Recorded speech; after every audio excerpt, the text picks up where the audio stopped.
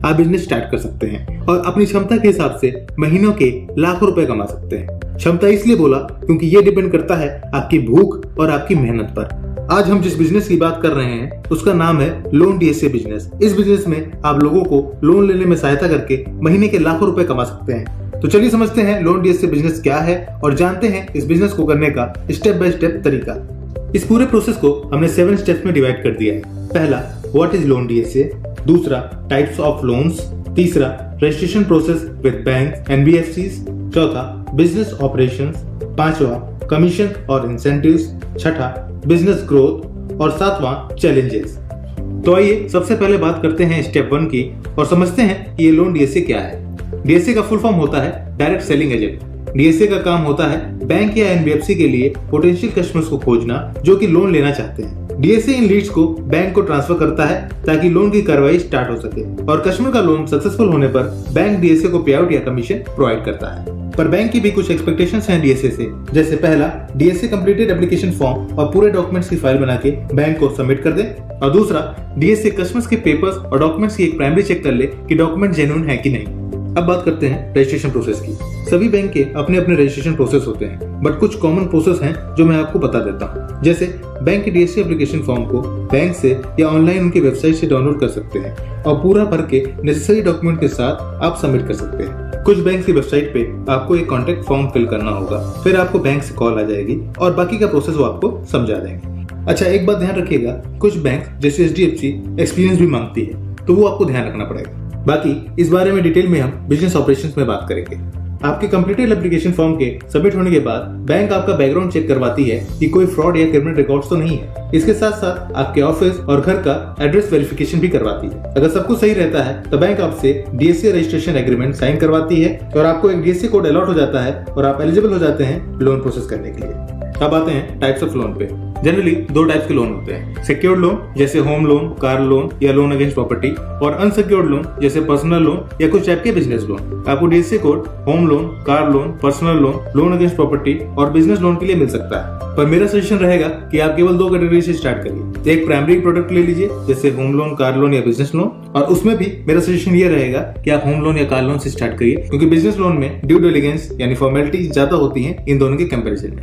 अब इसके अलावा एक सेकेंडरी प्रोडक्ट ले लीजिए जैसे पर्सनल लोन या लोन अगेंस्ट प्रॉपर्टी। एक चीज आपको और हेल्प करेगी डिसाइड करने में और वो है इंसेंटिव या कमीशन किसमें ज्यादा मिलता है, और इस पॉइंट को हम आगे डिटेल में डिस्कस करेंगे। अब आते हैं बिजनेस ऑपरेशंस पे। देखिए, बहुत से लोग जो ये वीडियो देख रहे होंगे उनके पास ना तो एक्सपीरियंस होगा और ना ही ऑफिस स्पेस, जो कि कई बैंक्स की रिक्वायरमेंट होती है। तो मेरा सजेशन ये है कि आप 6 महीने से लेकर 1 साल तक पहले किसी बड़े डीएसए एजेंट के साथ जुड़िए और बिजनेस की बारीकियों को समझिए। देखिए, कोई भी बिजनेस करना है तो एक बात के लिए मेंटली प्रिपेयर हो जाइए कि समय लगेगा और कम से कम 3 साल का टाइमलाइन बना लीजिए।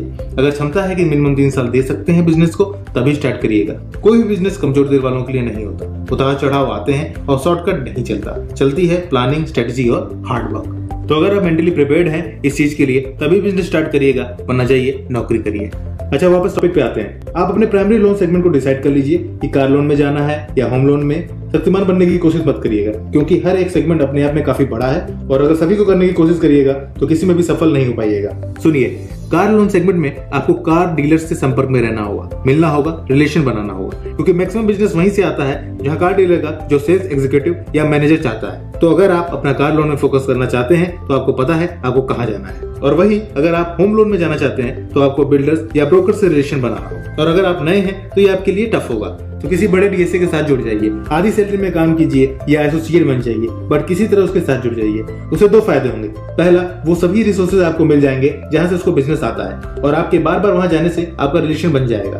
और दूसरा, इस दौरान कई बैंक ऑफिशियल से आपका इंटरेक्शन होगा जो आगे चल के जब आप अपना खुद का कोड ले रहे होंगे तो उसमें सहायता करेगा।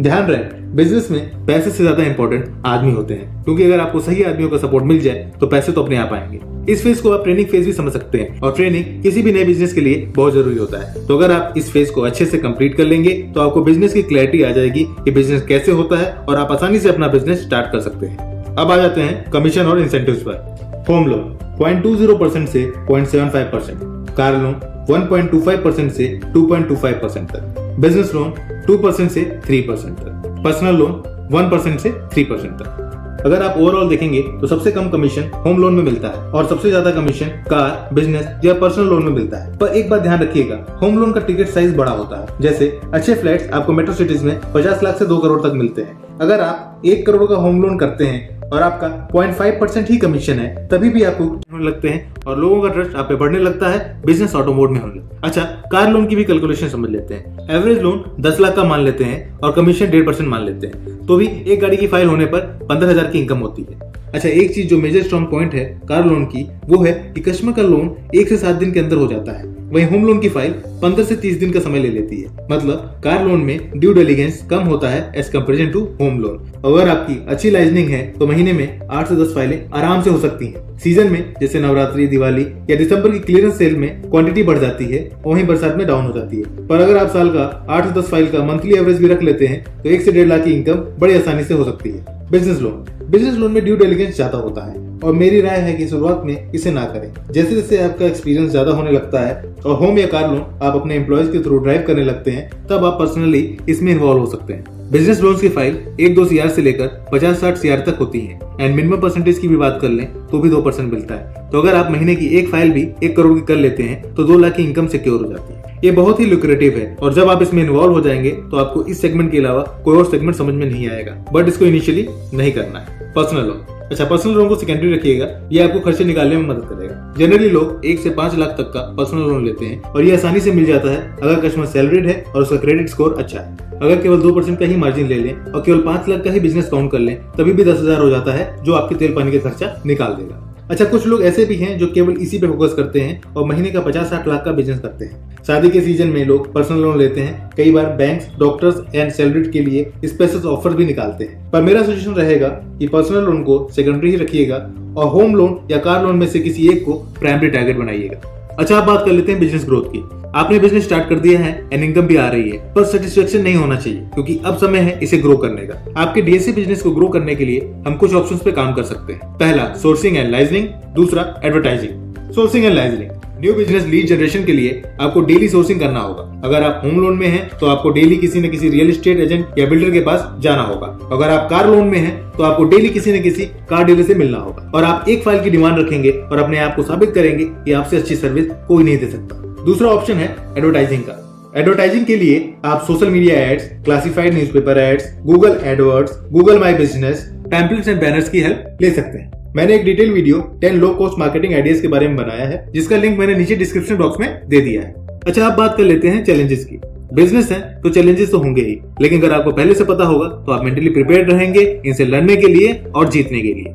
पहला चैलेंज है कंपटीशन का। इस बिजनेस में बहुत कंपटीशन है और कंपटीशन से लड़ने का सबसे बेहतर तरीका है अपने आप को बेहतर बनाना। सबसे अच्छी सर्विस, सबसे अच्छी बात करने का तरीका एंड बेहतरीन फॉलोअप एंड कम्युनिकेशन स्किल्स। अपने कस्टमर को कॉन्टिन्यूस लूप में रखिए। फाइल का क्या स्टेटस है उसको मैसेज व्हाट्सएप से कम्युनिकेट करते रहिए। ऐसा ना हो कि कस्टमर का बार बार फोन आ रहा है और आप फोन ना उठाएं क्योंकि आपके पास ही अपडेट ना हो। तो एक कदम आगे रहिए, कंपटीशन अपने आप दम तोड़ देगा। दूसरा चैलेंज है रिजेक्शन रेशियो। अगर आपके द्वारा लॉगिन फाइल्स कई बार रिजेक्ट होती हैं तो इससे आपकी कमीशन पे असर पड़ सकता है और आपका कोड भी खतरे में आ सकता है। तो बैंक की गाइडलाइंस एंड पेपर फॉर्मेलिटीज अच्छे से समझ के पहले कस्टमर से सारे पेपर फॉर्मेलिटीज कंप्लीट हो जाएं, तभी फाइल लॉगिन कराएं। इससे आपके फाइल रिजेक्शन के चांसेस कम हो जाते हैं। अच्छा, अब लास्ट चैलेंज की बात कर लेते हैं। ये है डिफॉल्ट रेशियो। अगर आपके द्वारा लोन दिलाए गए व्यक्ति डिफॉल्ट करता है या ईएमआई नहीं भरता तो बैंक सबसे पहले आपको फॉलोअप करने के लिए कहता है, और अगर आपके फॉलोअप करने के बाद भी डिफॉल्ट रहता है तो फिर बैंक अपनी कार्रवाई करती है। पर बहुत ज्यादा डिफॉल्ट होने पर बैंक को लगता है कि आप अपना काम सही से नहीं कर रहे हैं और आपका स्लैब कम करने के अलावा आपका कोड भी कैंसिल कर सकती है। तो लोन करने से पहले एक चीज का ध्यान जरूर रखिए कि क्या ये व्यक्ति अपना ईएमआई दे भी पाएगा या नहीं, क्योंकि कई बार कई लोन एजेंट फर्जी कागज लगा के लोन तो दिलवा देते हैं पर बाद में लोन डिफॉल्ट हो जाता है। तो आप ऐसा काम कतई मत करिएगा और पूरी ईमानदारी से अपना काम करिएगा और देखिएगा कि धीरे धीरे कैसे आप सफलता की नई बुलंदियों को छूते हैं। तो इसी के साथ हम अलविदा लेते हैं और जल्दी मिलते हैं अपने नेक्स्ट वीडियो में। अगर आपको लोन डीएसए बिजनेस से रिलेटेड कोई भी क्वेरी है तो आप नीचे कमेंट बॉक्स में पूछ सकते हैं। मैं सभी कमेंट्स का जवाब देता हूँ। Thank you.